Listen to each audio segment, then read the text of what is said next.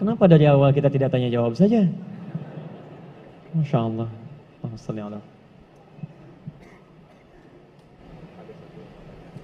Saya mulai dari yang diketik dulu ya. Ini sudah niat betul bertanya. Masya Allah. Allahumma shalli ala Muhammad.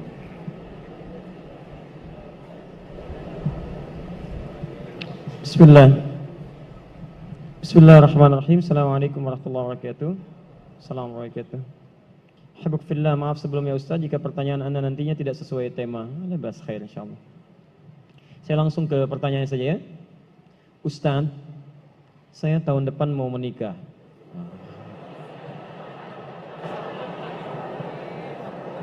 Masya Allah. Selalu ada begini. Dengan seorang akhwat. Pasti seorang akhwat, nggak mungkin ikhwan. Nggak mungkin. Kalau seorang ikhwan ada yang salah dalam diri antum ya. Baik, Quran surah ke-49 ayat 13. Ya ayyuhan nasu inna khalaqnakum min dzakarin wa untha. Hei manusia, kami ciptakan kalian pasangannya laki-laki dengan perempuan. Ya, laki-laki disebut dengan ikhwan, perempuan disebut dengan akhwat. Jadi kalau antum ikhwat pasti pasangannya akhwat ya. Allah menciptakan Adam dengan Hawa, bukan Adam dengan Adam, ya, beda. Baik. Orang tua sudah setuju, alhamdulillah. Qadar Allah beberapa hari lalu ia memberi kabar bahwa ia sudah menerima lamaran ikhwan lain. Masya Allah. Baik, nasib. Padahal Ana sudah sabar menunggu dia selama 4 tahun. Masya Allah. Baik, luar biasa. Kita sudah capek-capek hampir 2 jam mendapatkan cahaya, antum jadi meredup lagi. Masya Allah. Saya sabar menunggu dia selama 4 tahun tanpa komunikasi. Ini masalahnya. Beri saya nasihat Ustadz agar saya bisa melupakan dia, agar Ana bisa fokus kembali. Allahu Akbar. Agar saya bisa fokus kembali menghafal Al-Quran dan hadis. Ini ujiannya. Jadi pertanyaan saya, antum pengen menghafal Quran dan hadis atau pengen menikah? Baik. Quran surah ke-57 Al-Hadid ayat ke-22. Quran surah ke-2 Al-Baqarah ayat 286. Quran surah ke-3 Ali Imran ayat 142, posisi paling kiri sebelah atas. Baik, saya mulai dari Quran surah Al-Hadid, surah 57 ayat 22. Ma asaba min musibatin. Tidak pernah ditetapkan satu kejadian. Awas hati-hati. Di bumi fil ardi wala fi anfusikum, atau menimpa dirimu. Illa fi kitabin min qabli an nabraha. Kecuali semua itu telah tertuliskan di dalam kitab sebelum semuanya nampak dalam kehidupan. Ayat ini ingin memberikan gambaran bahwa semua kejadian-kejadian yang terjadi di muka bumi ini, termasuk dalam terkait aktivitas kita, termasuk dalam pencarian jodoh kita, semuanya telah tertuliskan, diatur oleh Allah Subhanahu wa taala. Singkatnya, semua ada dalam aturan Allah.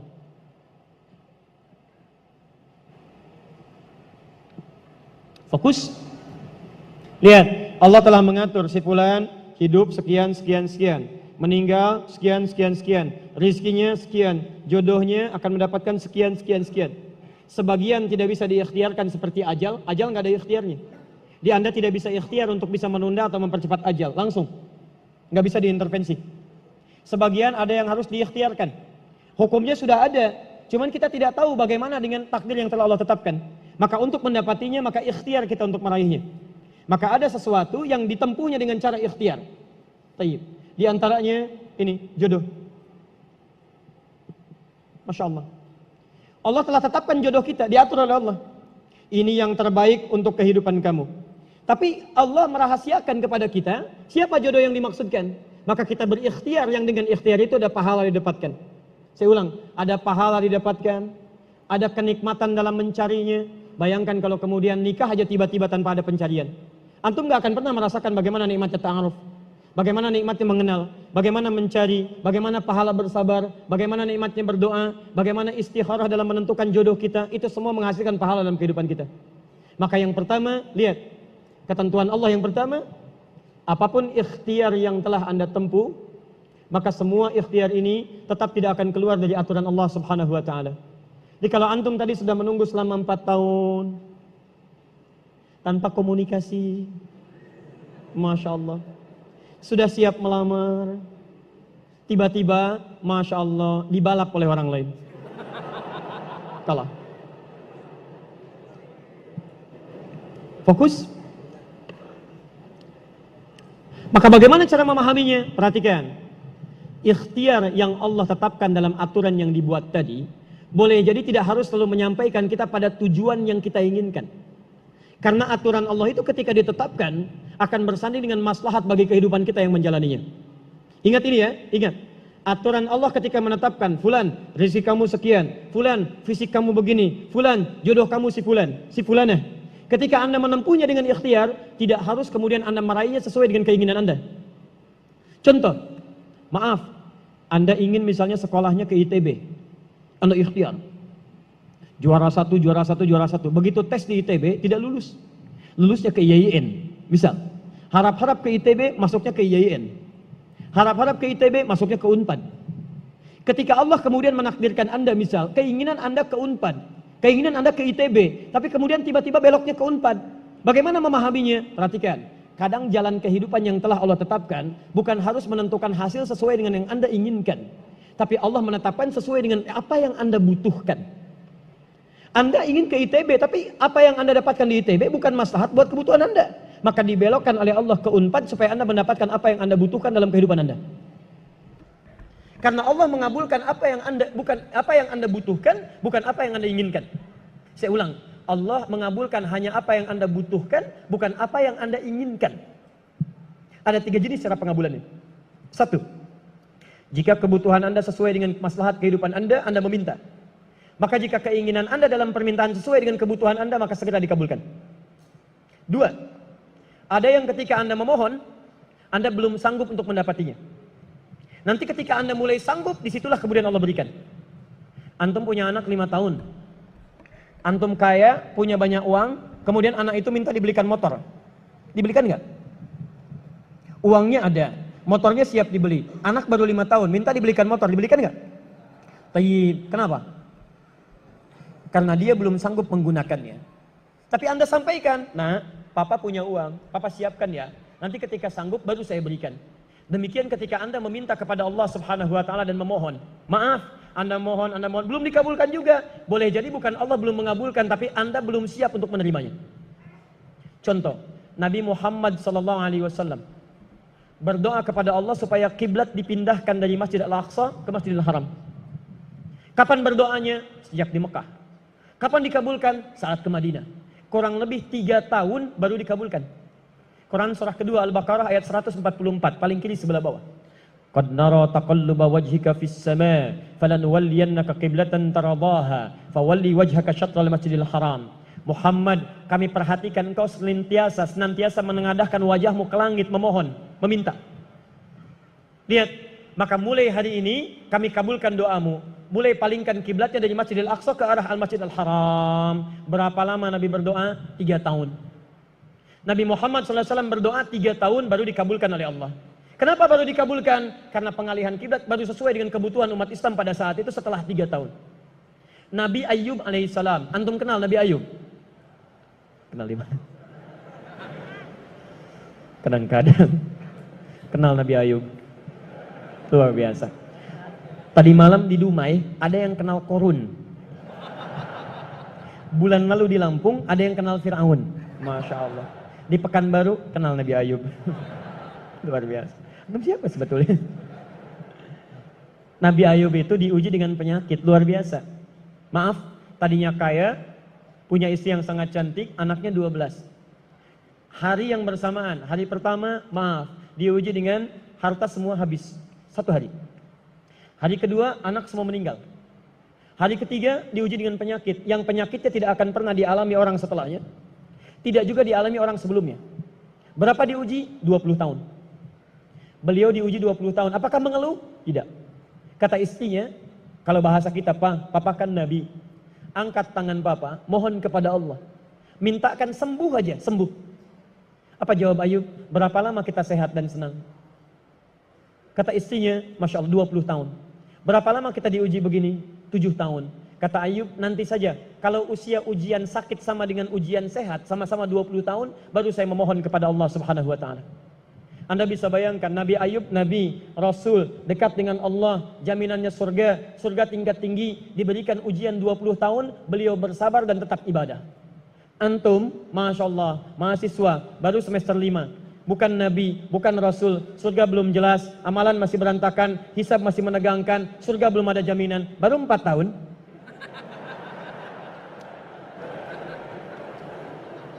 Itu yang terbaik buat antum. Yang terbaik. Jadi bukan berarti ketika Anda tidak mendapatkan dia, dunia hilang untuk Anda. Tidak. Banyak boleh jadi itu hanya titian ajaran dari Allah supaya Anda merasakan bagaimana nikmatnya ta'aruf. Supaya Anda belajar bagaimana mencari yang lebih baik lagi. Lihat kalimatnya, Quran surah ke-24 ayat 26. At-tayyibatu lit-tayyibin, wat-tayyibuna lit-tayyibat, al-khabithatu lil-khabithin sebelumnya, wal-khabithuna lil-khabithat. Yang baik akan ketemu yang baik lagi. Yang kurang baik bertemu dengan yang kurang baik lagi. Menurut Anda, dia yang terbaik untuk Anda. Menurut Allah, dia bukan yang terbaik untuk Anda. Yang untuk Anda, ada yang lebih baik lagi. Anda mau menghafal Quran, Anda mau menghafal hadis, maka Allah akan kirimkan kepada Anda yang bisa menjaga Quran dan hadis Anda. Kalau dengan 4 tahun belum bisa menjadikan Anda mendapatkan yang terbaik, tunggu. Karena yang terbaik itu lebih daripada yang mulia akan mendapatkan masa yang cukup panjang. Al-Bukhari menulis hadis 16 tahun, kitabnya abadi. Orang menulis kitab 16 hari belum tentu abadi. Jadi ketika Anda diminta menunggu dalam masa yang cukup lama, sebetulnya bukan masanya yang ditunggu, tapi di balik penungguan itu bukankah di situ ada pahala? Tadi Anda katakan Anda rajin berdoa, bukankah di doa itu ada pahalanya? Anda rajin tahajud, Anda bersabar, Anda bermohon, Anda istighfar. Jadi yang diinginkan oleh Allah dalam penantian 4 tahun itu bukan Anda menikah dengan calon Anda sekarang. Tapi Anda mendapatkan pahala yang berlimpah. Dan dengan pahala itu Anda siapkan Quran Anda, hadis Anda untuk membimbing pasangan Anda berikutnya. Paham sampai sini? Baik, alhamdulillah. Jadi nggak usah kecewa ya, nggak usah kecewa. Baik, yang kedua, lihat kaidahnya. Supaya kita bisa sabar. Ya, supaya bisa sabar. 2, Quran surah kedua ayat 286. La yukallifullahu nafsan illa. Tidak mungkin Allah menguji seorang hamba kecuali dia sanggup untuk mengatasinya. Tidak mungkin Allah menguji seorang hamba kecuali dia sanggup untuk mengatasinya. Kita tolong baca kalimat ini dengan baik ya. Kalau Anda sedang punya masalah, seberat apapun itu, yakinkan kata Al-Quran, tidak mungkin masalah ini diujikan kepada Anda kecuali Anda sanggup. Jadi kalau Anda tidak sanggup, mustahil ujian ini dititipkan pada Anda. Jadi kalau Anda sekarang misal sedang punya ujian seberat apapun, itu tandanya cuman Anda yang sanggup, yang lain tidak sanggup. Makanya tidak diujikan kepada pemuda lain, cuman Anda, karena Anda yang sanggup menanggung bebannya. Orang lain mungkin sudah naik ke atas atap tuh, loncat, tidak. Anda tidak. Karena cuman Anda yang mampu, bukan orang lain. Ketika Anda mengatakan, ya Allah, kenapa mesti saya yang diuji? Kenapa mesti saya yang mengalami? Why me? Kata Allah, why not? Kenapa tidak? Cuman kamu yang mampu. Kamu yang harus dapatkan pahalanya, yang lain tidak. Cuman Anda yang jadi pemuda yang kuat, yang lain belum tentu. Tapi nggak usah terlampau bangga, langsung pulang dari sini bikin status. Memang cuman saya yang mampu. Masya Allah. Pekerjaan. Ya. Yang ketiga, tetap ikhtiar. Quran surah 49 ayat ke-13. Jadi jangan sampai, maaf, ya, peluang Anda tidak mendapatkan yang tadi Anda telah harapkan, menjadikan Anda putus dalam berikhtiar. Cari, masih banyak perempuan semuka bumi. Masa tidak ada yang cocok untuk Anda?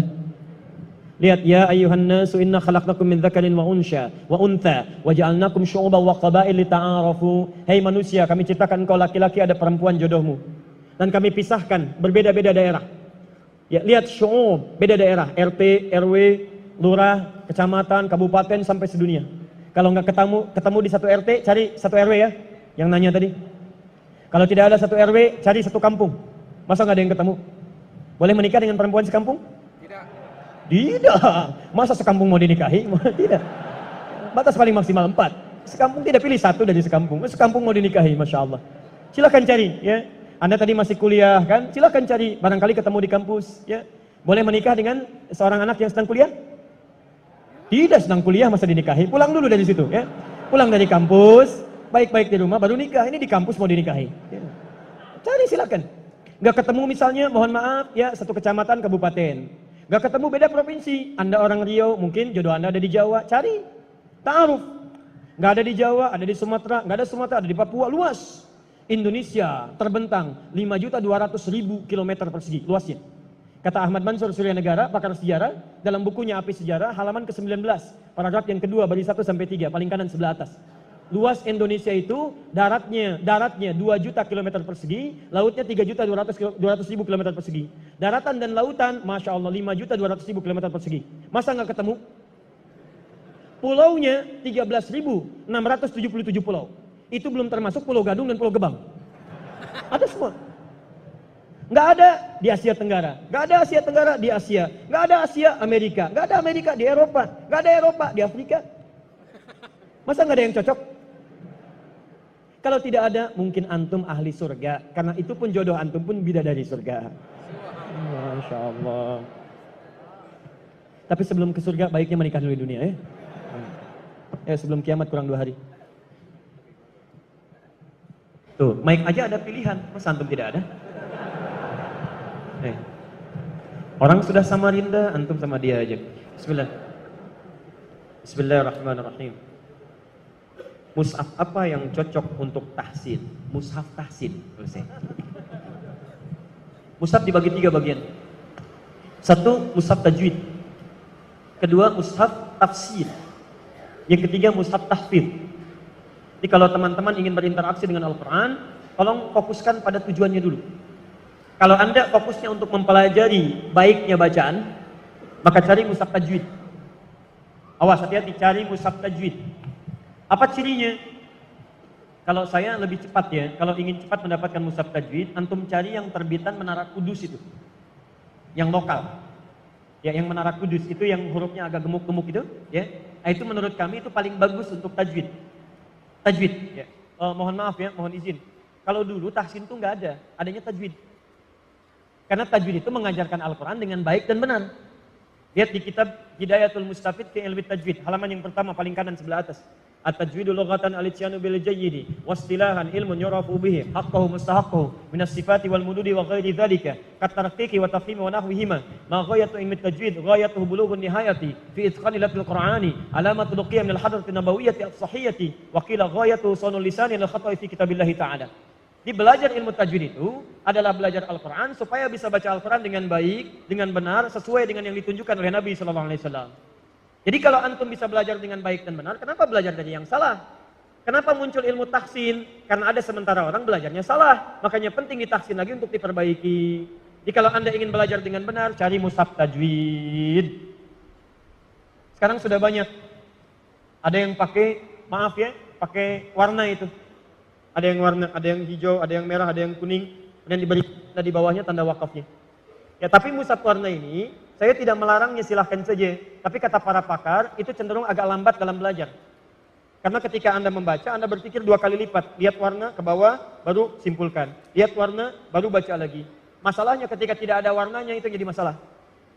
Paham? Nah, yang lebih cepat, Anda gunakan mushaf tajwid.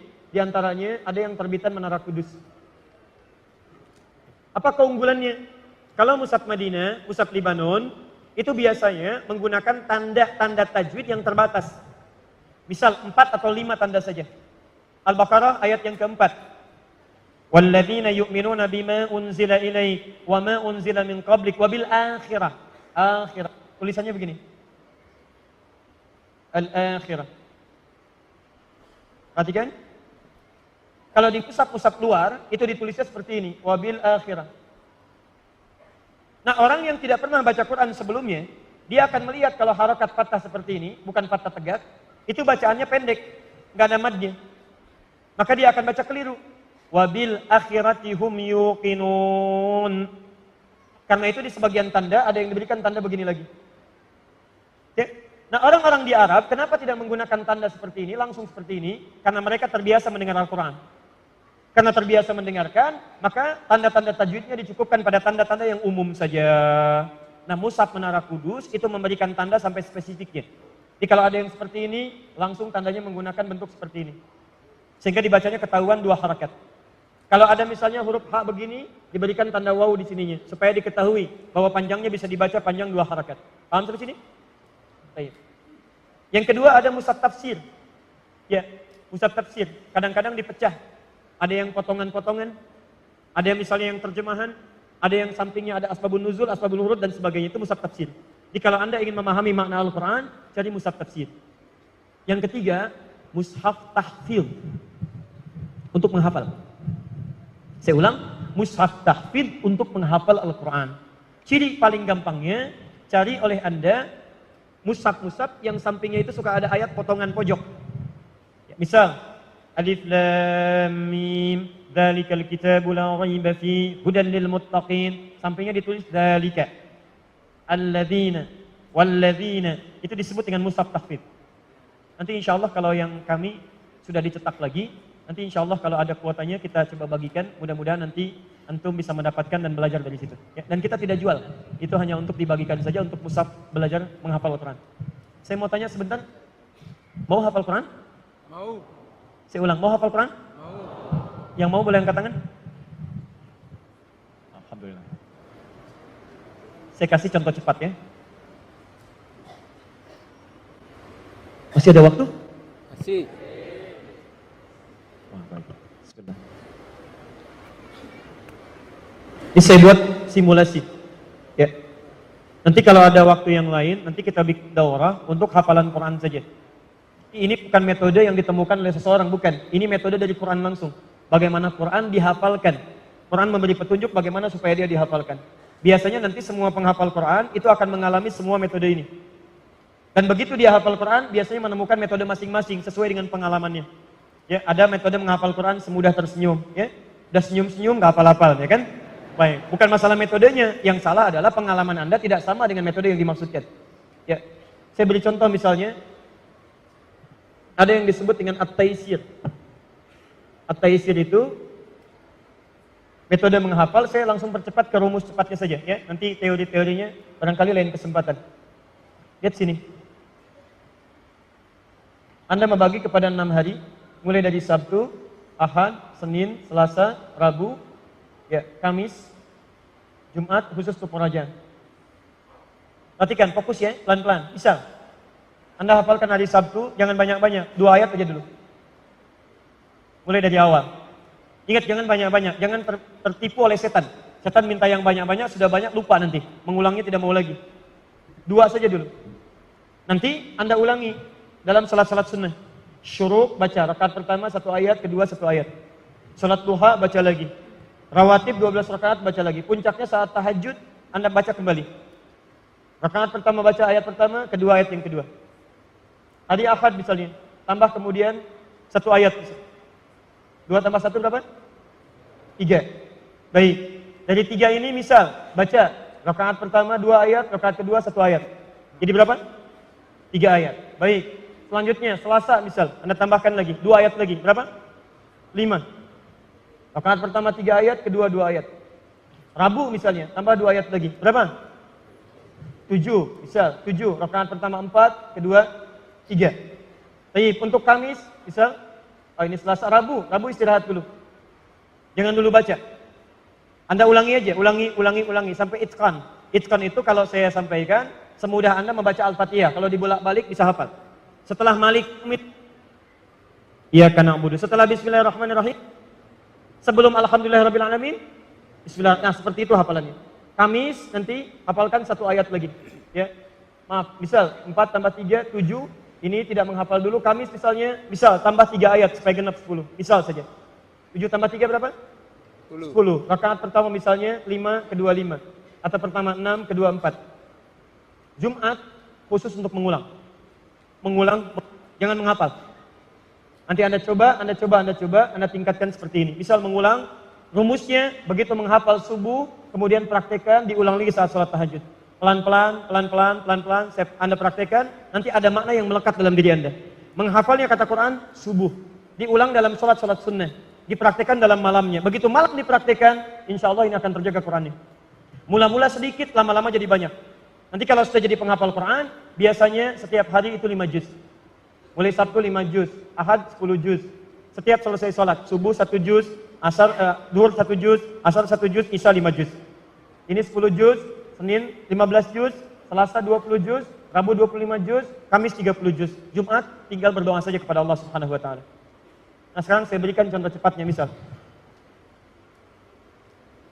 Mohon izin ya, kalau saya agak cepat. Sebab saya ini biasa. Pertama sendiri, kemudian makan sendiri, nulis sendiri, ngapus juga sendiri, ya. Baik, antum tenang aja. Perhatikan sini. Saya berikan simulasinya. Lihat sini. 1, 2, 3, 4, 5. Lihat, saya ajarkan cara cepat bagaimana menghafal Al-Quran dengan nomornya sekaligus. Perhatikan ya, pelan-pelan, fokus, siap. Baik, bismillah. Saya hitung, insya Allah antum gak nyampe 5 menit, sudah hafal 5 ayat dengan nomornya. Baik, saya mulai dari sekarang. Lihat sini, saya terangkan dulu, baru saya mulai cara menghafalnya. Saya tuliskan, ini alif lam mim, misal. Dzalikal kitabu la raiba fi, saya potong dzalika. Ayat 3-nya, alladzina yu'minuna bil ghaib, saya tuliskan alladzina. Ayat 4, walladzina yu'minuna bima unzila ilaik, saya tuliskan walladzina. Ayat 5-nya, ulaika ala hudam min rabbihim, saya tuliskan ulaika. Baik, sekarang perhatikan.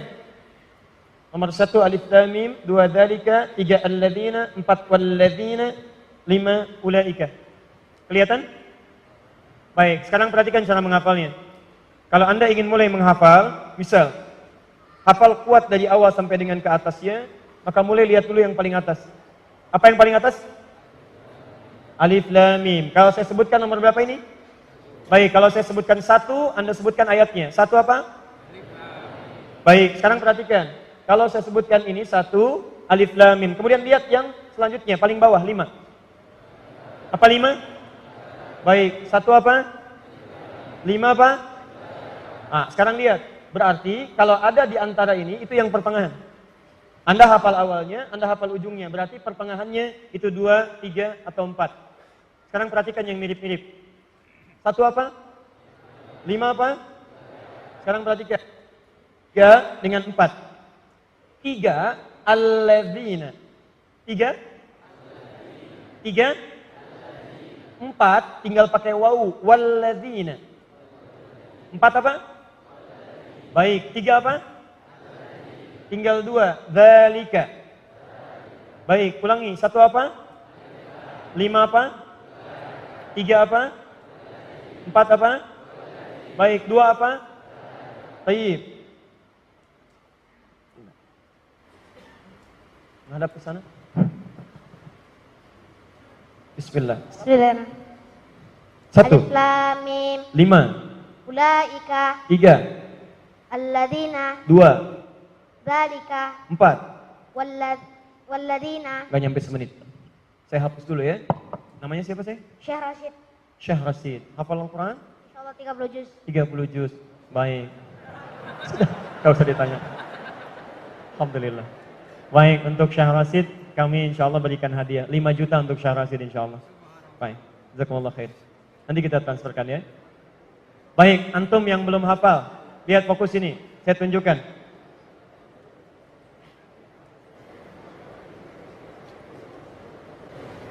Saya ulang, lihat sini. 1 apa? 5 apa? 2 apa? 3 apa? 4 apa? Perhatikan, ketika semua huruf-huruf itu ada dalam benak kita, maka ketika Anda melihat huruf pun yang muncul itu Al-Quran.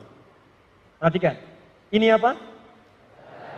Bukan, ini kosong, nggak ada apa-apanya. 2. Jadi begitu Anda terbayang huruf, yang terbayang Quran. Jadi begitu disampaikan, ingatnya Quran. Masya Allah, Ustaz tinggal di mana? Di Bekasi. Nomor berapa? Nomor 6. Innal ladzina kafaru. Masya Allah. Ustaz, anaknya berapa? Dzalikal kitabu la raiba fihi. Istri berapa? Alif lam mim.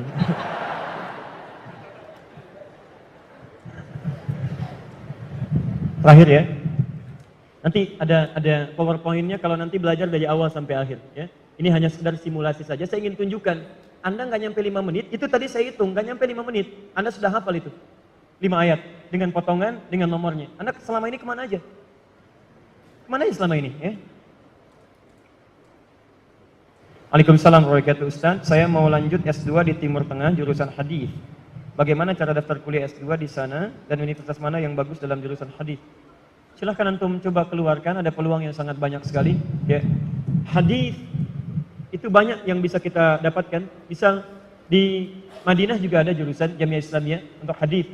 Tapi biasanya kalau untuk S2 itu agak tidak mudah untuk masuknya. Di Mesir juga ada, cukup bagus untuk jurusan hadis. Tapi di Mesir juga kuliah sampai 4 tahun. Ada gitu kan? Antum bisa dapatkan itu. Antum juga bisa ambil misal, ya, bisa misalnya di Tunisia, Zaituna, itu cukup bagus. Fikih dengan hadisnya cukup baik. Ya, ada Om Dorman juga bisa antum lanjut ke sana. Ya, nanti kalau misalnya ini yang bertanya, ingin lebih jauh lagi, nanti kami kirimkan linknya. Dan nanti insya Allah kalau ada kesempatan kita berikan rekomendasinya. Nanti kita kirimkan kepada Syekh di sana, mudah-mudahan bisa dibantu insya Allah. Ustadz, apakah dosa-dosa seorang hamba selalu diampuni oleh Allah? Karena dalam Al-Quran banyak ayat mengatakan bahwa Allah SWT Maha Pengampun. Ya, kalau Anda bertobat. Quran surah ke-4 ayat 17 sampai ayat 18. Dosa yang ringannya di Quran surah kedua ayat 286. Dosa agak berat di Quran surah ke-40 ayat ke-3. Agak berat lagi Quran surah ke-71 ayat ke-10. Lebih besar lagi Quran surah 39 ayat 53. Perhatikan. Ada nama kesalahan disebut dengan khata. Ketika Anda berbuat salah, masih sedikit ringan, Allah ampuni. Sifat pengampunannya disebut dengan al-afu. Al-Baqarah Quran surah 2 ayat 286. Rabbana la tu'akhidna in nasina au akhtana. Ketika Anda memohon ampunan, disampaikan dengan kalimat al-afu. Wa'fu anna. Al-afu sifat Allah memaafkan kesalahan Anda. Kemudian Anda lakukan dosa misalnya, lebih daripada yang tadi, maka disebut dengan dzambun. Allah turunkan sifatnya namanya ghafir. Quran surah ke-40 ayat yang ketiga. Ghafirid dzambi wa qabilit taubi. Anda berbuat dosa lagi lebih banyak, maka disebut dengan dzunubun. Dzunub. Allah turunkan lagi sifat namanya ghaffar. Ghaffarun. Quran surah Nuh ayat yang ke-10. Faqultu astaghfiru rabbakum innahu kana ghaffara. Kenapa Nabi Nuh menyebut kalimat ghaffar? Karena umatnya mulai meningkat level dosanya. Maka kata Nabi Nuh, hei, kalian berbuat dosa sudah banyak, tapi Allah Maha Pengampun. Sebanyak apapun bertobat, Allah pasti akan terima. Lebih banyak dari yang tadi, dzunubun ma'adz zulmi, ada zalimnya. Seperti orang menghambat orang ke masjid. Ya, Quran surah kedua ayat ke-114. Wa man azlamu mimman mana'a masajidallahi ayyudhkara fiha ismuhu wa sa'a fi kharabiha. Siapa yang lebih zalim dosanya dibandingkan yang menghambat orang ibadah ke masjid? Mau ke masjid dihambat, itu bukan cuma dosa tapi zalim. Maka ketika dia mau tobat, Allah turunkan kalimat yang keempat, ghafurun. Innallaha ghafurun rahim. Yang kelima, maaf. Sudah mencegah orang ke masjid, sudah menggibahkan orang ke masjid, sudah juga mabuk, sudah juga tidak sholat, banyak dosanya, kemudian dia mau tobat. Maka diturunkanlah kemudian nama yang terakhir, namanya israf. Israf itu berlebihan, dosanya banyak. Maka diturunkanlah sifat Allah yang kelima, yang mengampuni semua dosa yang berlebihan, namanya Rahim. Quran surah 39 Az-Zumar ayat ke-53. Qul ya ibadiyalladzina asrafu ala anfusihim la taqnatu min rahmatillah. Qul ya ibadiyalladzina asrafu ala anfusihim la taqnatu min rahmatillah. Katakan Muhammad pada hamba-hambaku, masih di aku hamba. Bapak punya anak, nakalnya luar biasa. Sudah mencederai rumah tangga, sudah membuat kehormatan Anda hilang, tiba-tiba kemudian diusir dari rumah, datang balik lagi mau minta maaf. Diterima enggak? Pertanyaan saya, kalaupun Anda menerima, sikap pertama baik atau tidak? Belum tentu, kadang-kadang cemberut. Kadang-kadang katakan, jangan kesini lagi, kamu bukan anak saya. Oh, lantas anak siapa? Allah tidak. Sifat Allah beda dengan hamba. Lihat kata Allah, qul ya ibad. Katakan, hei hambaku, masih di aku hamba. Anda punya banyak dosa, masih ada peluang untuk kembali. Ayo, jangan putus asa dari rahmat Allah Subhanahu wa taala. Dosa kecil diampuni, agak besar diampuni, besar sekali diampuni. Kalau dengan semua tawaran itu Anda belum mau minta ampun juga, dengan cara apa lagi Allah mengampuni Anda? Mohon maaf, saya tutup. Sebelum nyawa kita sampai di kerongkongan, selalu ada kesempatan untuk kembali. Saya beri contoh Fir'aun. Itu jahatnya kurang apa lagi, komplit bu, Pak. Mengaku Tuhan, ana rabbukumul a'la. Orang sekarang paling banter ngaku nabi, dia ngaku Tuhan. Yang kedua, maaf, hobinya bunuh orang. Quran surah 2 49. Yudzabbihuna abna'akum. Dia suka menyembelih orang lain. Maaf, menantang nabi. Yang paling luar biasa, saking Allah adilnya memberikan petunjuk untuk berubah, dikirimkan 2 orang nabi supaya dia berubah. Quran surah ke-20 Toha ayat 43 sampai 44. Lihat kalimatnya. Idhaba ila fir'auna innahu tagha. Musa dan Harun pergilah kepada Fir'aun, berikan dia petunjuk, dia mulai menyimpang. Satu orang mengaku Tuhan, hobi bunuh orang, menantang Rasul, maksiat banyak, tapi hukum Allah masih berlaku sebelum nyawanya sampai di kerongkongan. Kata Allah, Musa dan Harun, dua orang nabi sekaligus, untuk satu orang. Kita sampai kiamat, nabinya cuma satu, gak pernah ketemu. Saking sayangnya Allah. Dan hebatnya ayat ke-44. Faqula lahu qawlan layyina, la'allahu yatadzakkaru aw yakhsha. Tolong ingatkan dengan lemah lembut, jangan kasar. Mungkin dengan kelembutan itu dia mau sadar dan mulai takut kepada Allah Subhanahu wa taala. Jadi mohon maaf ya teman-teman, ini yang bertanya, Fir'aun saja yang mengaku Tuhan, banyak maksiatnya, suka bunuh orang, masih mau diampuni oleh Allah. Apalagi Anda yang tidak seperti Fir'aun. Anda pernah ngaku Tuhan? Pernah bunuh orang? Pernah nantang Nabi? Kalau Anda tidak berbuat maksiat seperti Fir'aun, maka peluang untuk bertobat selalu terbuka kepada Anda. Pilihannya Anda mau ngambil atau tidak. Kalau Anda tidak mengambilnya, maka Anda ketinggalan. Sudah ada yang lebih duluan dibandingkan Anda, namanya Fir'aun. Karena itu bertakwalah kepada Allah Subhanahu wa taala. Saya kira kita cukupkan dulu untuk pertemuan kita hari ini. Mudah-mudahan dalam apa yang kami sampaikan ada kebaikan-kebaikan yang didapatkan. Saya mau simpulkan dulu satu. Tidaklah masjid ini dinamakan dengan An-Nur kecuali kita diharapkan punya cahaya-cahaya kebaikan yang membimbing kehidupan kita. Maka saya mohon setiap antum datang ke masjid ini atau di masjid manapun, tunaikan sholat dengan baik. Cari waktu untuk mempelajari Al-Quran dengan baik. Yang ketiga, mohon maaf, cari guru yang baik yang mengajarkan kedekatan kita dengan Allah. Selanjutnya, semua itu butuh proses untuk kita berubah lebih dekat dengan Allah Subhanahu wa taala. Maka dalam proses itu, nikmati, sabar dalam kita belajar. Dengan kesabaran itu insya Allah pahala akan diberi semuanya. Saya kira itu yang bisa kami sampaikan. Bila ada yang benar dari Allah dan Rasulnya, kalau ada yang salah mohon maaf itu dari kesalahan saya pribadi. Nanti kalau ada waktu yang lain, barangkali nanti cari tema yang sesuai. Mudah-mudahan dengan itu semua ada hal-hal yang baru yang bisa kita pelajari. Saya kira itu. Subhanakallahumma bihamdika asyhadu an la ilaha illa anta astaghfiruka wa atubu ilaik. Dan ada 3 sunnah Nabi sebelum kita pertama, Nabi cukup menutup dengan hamdalah. Nabi kadang berdoa, momentumnya khusus, sahabat mengikuti atau mengaminkan. Dan yang ketiga, Nabi menutup dengan doa kifaratul majlis, kemudian kita bisa bubar dari majlis. Nah, saya ingin menggabungkan ketiganya, mudah-mudahan dengan menggabungkan ketiganya itu, kita mendapatkan keberkahan lebih dari Allah Subhanahu wa taala. Alhamdulillahirabbil alamin, arrahmanir rahim, maliki yaumiddin. Iyyaka na'budu wa iyyaka nasta'in, ihdinas siratal mustaqim, siratal ladzina an'amta 'alaihim ghairil maghdubi 'alaihim waladdallin. Allahumma rabbana la tad'a' lana fi maqamina hadha wa fi kulli maqamin dhanban illa ghafartah. Duhai Allah, kami bermohon kepadamu, jika ada yang hadir di masjid ini, satu di antara kami datang membawa dosa, maka mohon ya Allah, jangan biarkan dia meninggalkan masjid ini kecuali Engkau telah ampuni segala dosa-dosanya. Allahumma wala hamman illa farajtah. Jika ada yang hadir di masjid ini datang membawa kegelisahan, maka mohon ya Allah, jangan biarkan ia meninggalkan ya Allah masjid ini kecuali Engkau telah tenangkan keadaan hati. Allahumma wala dainan illa qadaitah. Jika ada yang hadir di masjid ini membawa kesulitan utang piutang dalam hidupnya, maka mohon jangan biarkan ia meninggalkan masjid ini kecuali Engkau telah lunasi ya Allah dan berikan rezeki yang cukup untuk melunasi utang-utangnya. Allahumma wala maridan illa syafaitah. Jika ada yang datang ke masjid ini membawa penyakit ya Allah, atau saudaranya, kerabatnya, tetangganya, maka mohon ya Allah dengan keikhlasan amalannya, angkat dan sembuhkan segala penyakitnya. Allahumma ya Rabbal Alamin, asli ahwalana ma yuqarribuna ilaika ya Rabbal Alamin. Duhai Allah, mohon perbaiki keadaan hidup kami sehingga membuat diri kami lebih dekat denganmu ya Rabbal Alamin. Ij'alna minal muttaqin, ij'alna minas salihin. Jadikan kami termasuk orang-orang takwa yang Kau pandang soleh dalam kehidupan kami. Wa alhiqna bis salihin wan nabiyyin ma'al ladzina an'amta 'alaihim minan nabiyyin wasyuhada'i was salihin wa hasuna ulaika rafiqa. Dan mohon anugerahkan kami di surga nanti ya Allah, satu surga dengan bersama para nabi, orang-orang jujur, para syuhada, orang-orang saleh. Allahumma ya Rabbal Alamin, ati anfusana taqwaha wa zakkiha anta khairu man zakkaha, anta waliyuha wa maulaha. Ij'al jam'ana hadza jam'an marhuma wa tafarraqana min ba'dihi tafarruqan ma'suma. Duhai Allah, jadikan pertemuan kami pertemuan yang penuh dengan berkah, dan bila pun kami mesti berpisah, jadikan perpisahan kami mengeratkan cinta dan kasih sayang di antara kami. Bifadlika subhana rabbika rabbil izzati amma yasifun. Rabbana atina fid dunya hasanah fil akhirati hasanah wa qina adzabannar. Wa akhiru da'wana alhamdulillahi rabbil alamin. Allahu minkum. Assalamualaikum warahmatullahi wabarakatuh.